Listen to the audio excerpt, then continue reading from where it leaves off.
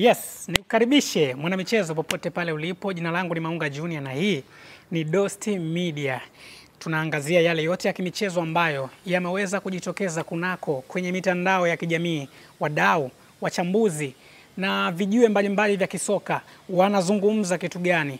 Lakini pia nikwambie tu kwamba kama bado hujasubscribe channel yetu, basi nikuombe subscribe, share, alafu uandike komenti kutokana na kile kitu ambacho utaenda ukisikia siku ya leo. Lakini kwa upande wa kamera amesimama mtu mzima yeye ndo ambaye anasababisha mimi unaniona katika muonekano mzuri kweli kweli. Nataka nikukumbushe tu kwamba siku ya jana, kama wewe ni mtumiaji wa mitandao mbalimbali ya kijamii, uliweza kuona taarifa iliyotolewa na mamlaka husika ambazo zinasimamia soka, na maanisha TFF, kwamba katika msimu ujao mwaka 2025 2026 wataingia upartner na kampuni za betting. Sasa kutokana na taarifa hiyo ambayo imeweza kutolewa, vichwa vya habari, wachambuzi mbalimbali wameweza kutolewa ufafanuzi juu ya taarifa hiyo. Sasa mimi nitapita kwenye kile kitu ambacho kimeweza kuandikwa na Farhan Kiamo. Huyu ni mchambuzi wa soka, anatokea pale Clouds Media. Ameweza kuelezea na ameweza kueleza hasara ambazo zitakaweza kutokana na hicho kitu ambacho mamlaka za soka za Tanzania zinavyoweza kuingia kwenye ubia huo ama upartner na kampuni za betting. Sasa ngoja nikukumbushe tu kwenye hilo andiko ambalo liliweza kuandikwa ama taarifa ambayo iliweza kutolewa na shirikisho la soka Tanzania TFF kupitia ukurasa wake wa Instagram. Afu zen tukaangalie Farhan Kiamo ameweza kulielezea vipi hiyo taarifa ambayo TFF waliweza kuitoa.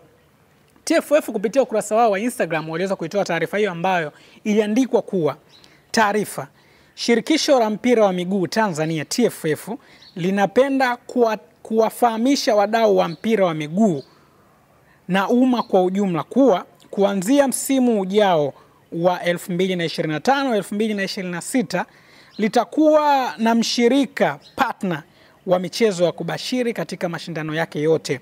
Mshirika huyo atashikilia haki hizo kwa kipindi chote cha makubaliano. Hivyo yeyote mwenye nia au kuhitaji odds kwa ajili ya mechi ambazo zitakuwa chini ya TFF atalazimika kuwasiliana na mshirika huyo. Makubaliano yetu na mshirika huyo yatakuwa ni kwa ajili ya odds tu na si ushirika mwingine na kampuni za michezo ya kubashiri, betting companies, kama udhamini, sponsorship au ushirika, partnership. Utaratibu huu ndio unaotumika katika ligi mbalimbali barani Ulaya. Hatua hii ya TFF pamoja na mambo mengine pia itazinufaisha kimapato klabu ambazo mechi zao zitakuwa zimeingia kwenye odds. Licha ya malipo yatakayokuwa yanatokana na odds, bado klabu zitaendelea kudhaminiwa na kampuni hizo za michezo ya kubashiri, kwani utaratibu huu huathiri makubaliano ya udhamini kati ya pande hizo. Utaratibu wa kumpata mshirika huyo utafanyika kwa njia ya mnada utakaotangazwa wakati utakapowadia. Imetolewa na Clifford Malio Ndimbo, ofisa habari na mawasiliano TFF, Mei 12 mwaka 2025. Hii taarifa imetolewa jana. Kwa hiyo baada ya kutolewa, kila mtu akawa anajadili, kila mtu akawa anazungumza na kutoa maoni yake. Farhan Kiamo ni mmoja kati ya mtu ambaye ameweza kulielezea kwa kina zaidi na akatolea mfano kwenye shirikisho la mpira wa miguu England, manake FA. Kama kwa hapa Tanzania, kwa kule England hapa ni shirikisho la mpira wa miguu Tanzania TFF, huko ni kama FA.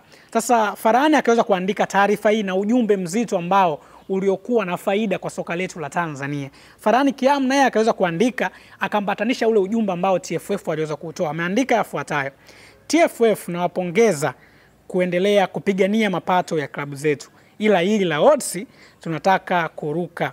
Msimu wa 2016-2017 FA ya England, yani TFF yao, ililazimika kusitisha rasmi mkataba na kampuni ya ubashiri ya Ladbrokes ambao walikuwa wanafanya kazi nao pamoja na taasisi zote zinazojihusisha na kamari, ambapo TFF sasa ndio rasmi inaenda kuingia mkataba huu na wameziahidi timu pesa kama zinashiriki mkataba huo.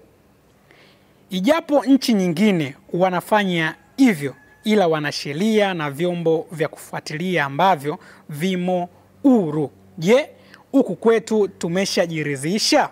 Tuna mazingira huru ya kimchezo au tunaenda kuuzika mpira? Hayo ni maswali ambayo aliweza kuandika Farhan Kiamo. Akaendelea, sikatai ni mkataba mzuri, ila sio kwetu Tanzania na mpira wetu hatuna mazingira hayo rafiki. Kiufupi, TFF hakupaswa kujihusishwa na hii biashara.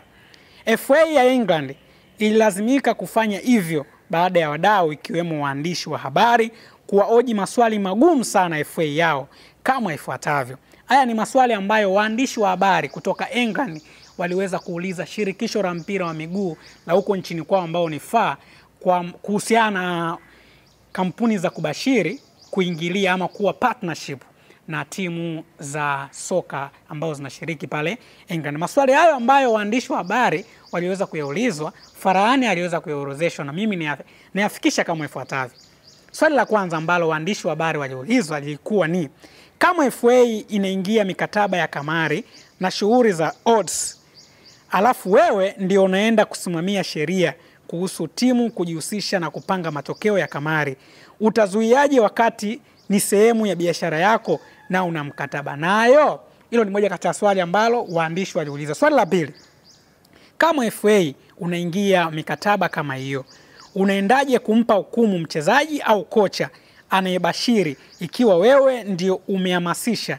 Yaani tunakataaje nyama wakati supu tunakunywa? Lakini pia akamalizia kuandika, baada ya maswali hayo FA ikakubali kula matapishi yake.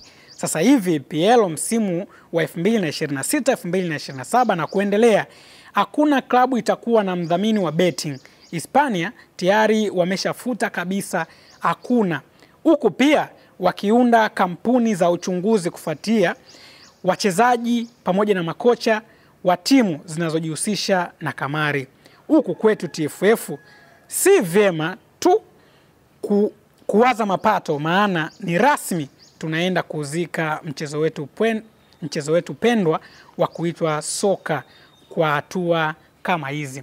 Hayo ni moja kati ya yale ambayo ameweza kuandika Farhan Kiamo juu ya lile tamko ambalo limeweza kuandikwa ama kuchapishwa na shirikisho la mpira wa miguu Tanzania TFF kwamba katika msimu wa mwaka 2025 mwaka 2026 wanataka kuingia partnership na kampuni za betting. Wewe kwa namna ambavyo Farhan ameweza kulielezea, akiweza kukompea namna ambavyo shirikisho la mpira wa miguu la England lilivyoweza kuingia kwenye mtego huu na sasa hivi wanaenda kuondoa partnership baina ya ligi hiyo ya EPL na timu ambazo zinashiriki ligi ya EPL. Kama tu EPL ambayo imepiga hatua kubwa imeamua kuondoa partnership na kampuni za betting, je, hapa nchini Tanzania tutaweza kuhandle hilo swala? Hayo ni maswali ya msingi, na wewe pia unaweza kutuandikia komenti yako hapo chini. Unahisi ni sahihi kwa shirikisho la mpira wa miguu Tanzania kuingia ubia ama partnership na kampuni za betting katika msimu wa mwaka 2025 mwaka 2026? Tuandikie komenti yako hapo chini. Jina langu ni Maunga Junior na hii ni Dost Media. Usisahau tu kusubscribe, kushare, kulike pamoja na ucomment. Lakini kwa upande wa kamera amesimama mtu mzima Heze. Endelea kubaki na Dost Media kwa habari za uhakika. Bye bye.